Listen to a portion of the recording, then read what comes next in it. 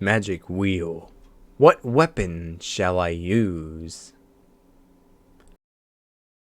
Dual blades. Alright. How's it going, everyone? Rennick here. And I made an attempt to beat Monster Hunter 3U, Monster Hunter 3 Ultimate, with only dual blades. The rules for this challenge are: if I fail the quest, I lose that weapon type. 2, I can only complete a quest once. 3, no guild quests are allowed to be done. 4, I can repeat a quest if I can't get a material from Moga Woods. If there was any rule I missed, they will be in the description. Otherwise, let's see how I did. I start off by having to help the village repair the campsite before I can start my quests. Afterwards, I then gather some mushrooms and kill a lot of small monsters, including the first urgent quest.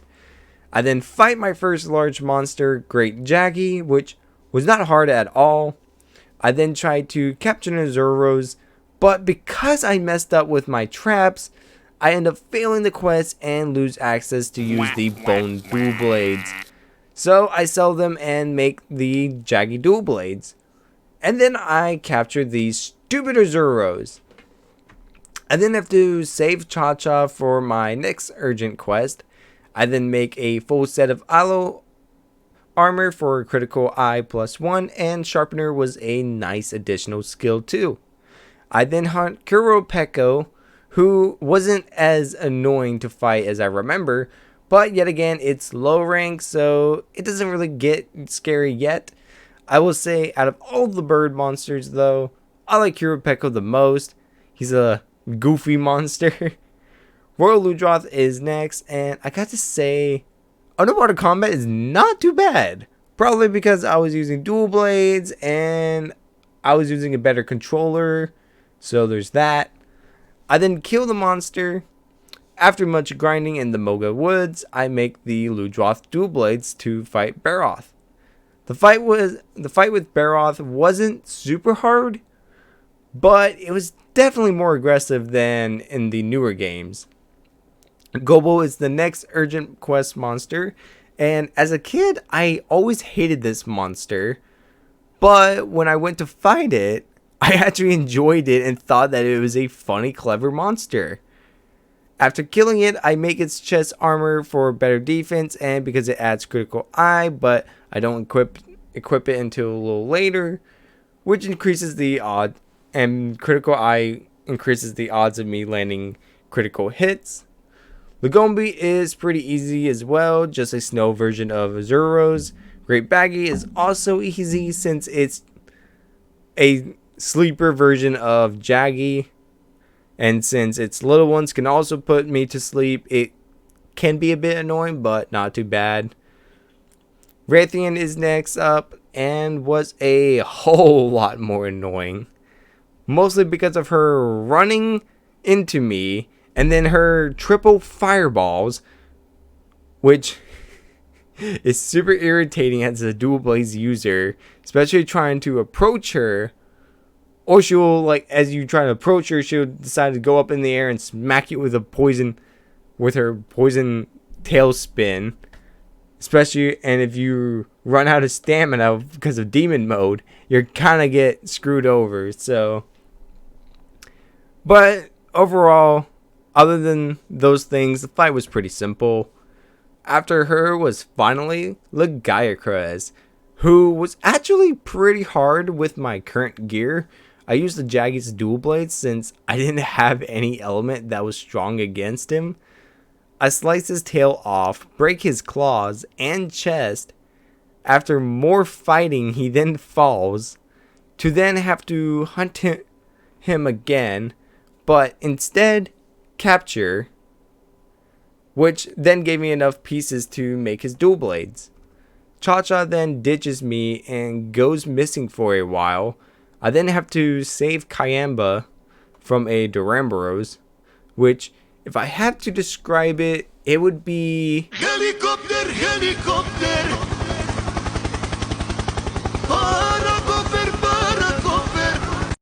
Yeah, and I had to fight this thing by myself. So naturally, I came close to failing the quest and losing one of the best dual blades I had available. However, on my last chance, I was able to slay the mighty mountain. Volvidon was next and was a joke.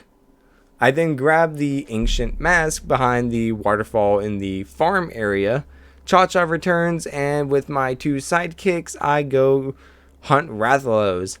Rathalos is another monster that seems a lot more aggressive and harder to fight than in the newer games.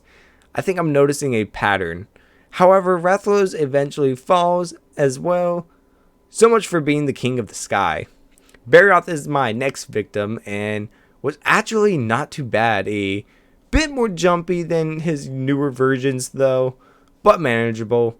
I then kill a Giganox since I needed 2 of its hide to complete a village request that would allow me to progress. I then hunt an Uragon, and this thing was kind of a pushover.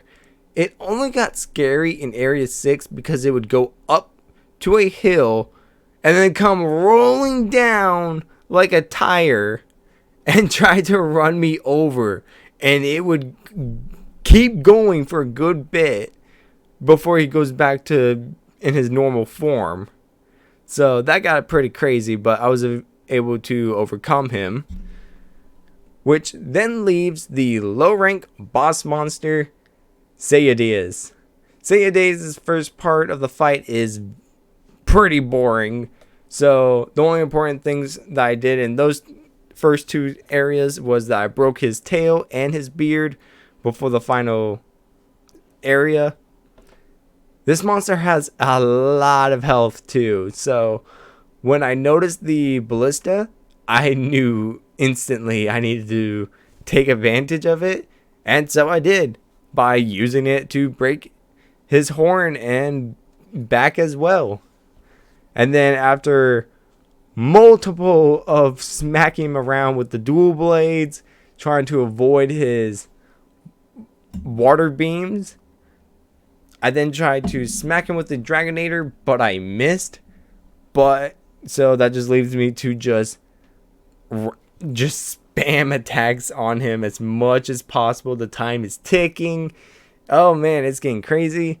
But I was able to repel him and save the village from his smacking into the walls, causing village earthquakes. So, next up is high rank. Now that I'm in high rank, I decided that it was alright for me to repeat low rank quests, but not high rank quests. Purple Ludroth is the urgent quest monster to enter high rank and isn't too hard, but is very annoying to fight.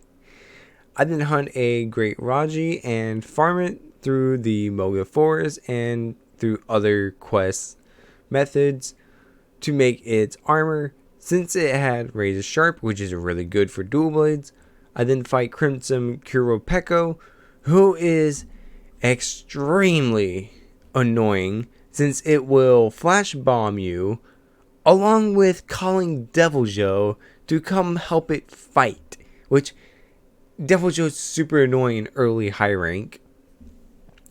I kill the Kuropeko and hunt a Pink Raytheon who wasn't hard to fight since I couldn't be poisoned thanks to my armor. Plesioth is next, and honestly this thing was a pushover. Like, which is funny since it's the most hated monster in the history of Monster Hunter because of its hip checkpoints. So at this point, either I'm better than I thought or dual blades are stupid strong. I easily kill it and move on to the next rank of quests. Jade Barroth is pretty easy as well thanks to my fire dual blades that I was able to upgrade. I then hunt Bateful Giganox, and it was pretty annoying to hunt, but not as bad as a freaking Kezu. I then hunted 2 Volvidons, not much to talk about since it was a very easy quest. I then hunt Rathalos since it's the next urgent quest. The hunt wasn't too bad, but was annoying since it's just in the air constantly. Duramboros is next and is pretty scary.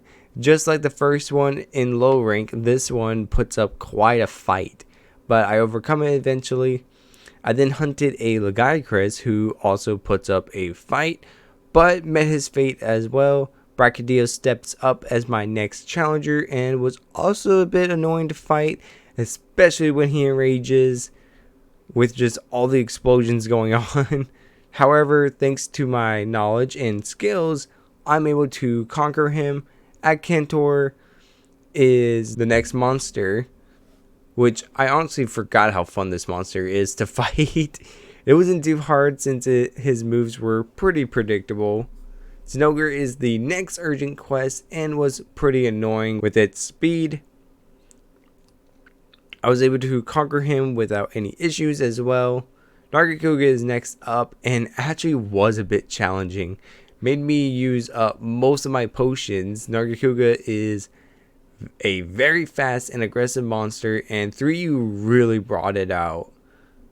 Sandbarioth made me realize why people do not like fighting it. It's pretty much a Barioth that got high and angry all at once. Despite its annoying move pool, I'm able to kill it. I then hunt Pink Rathian and Azure Rathlos, which both were pretty easy since their health is lowered and that they do damage to each other.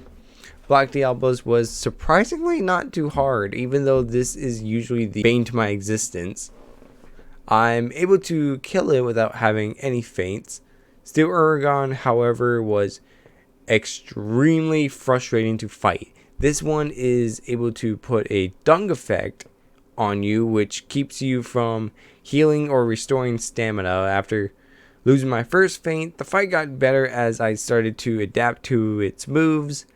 Glacial Acantor is up next and is also a fun monster to fight. The only annoying thing was that the hardened ice on its body was harder to break. Now it's time to fight Ivory Legiacris. This monster is pretty much a land version of Legiacris. The fight wasn't too hard other than trying to avoid its big lightning blasts. I break its claws, tail, and chest. Due to dual blades being very fast weapons, I was able to trip him a good bit and get in a ton of damage, thus allowing me to become the legendary hunter. This was a really fun challenge and brought a lot of fun memories when I played the game as a kid. It was definitely fun to see how far I've come since I started playing Monster Hunter games, since Monster Hunter 3U was my very first game. Well, very first Monster Hunter game. And I've learned how busted dual blades are. Continue to look forward to make more of these videos in the future. If you guys want more, be sure to leave a like. If you like Monster Hunter Nuzlocke, go check out my Monster Hunter Rise Nuzlocke. I think y'all will definitely enjoy that one. If you like hardcore Nuzlocke, go check out my Legends Arceus Mono Ghost type challenge. That was a fun challenge as well. Anyways, I'll see y'all in the next video. Peace.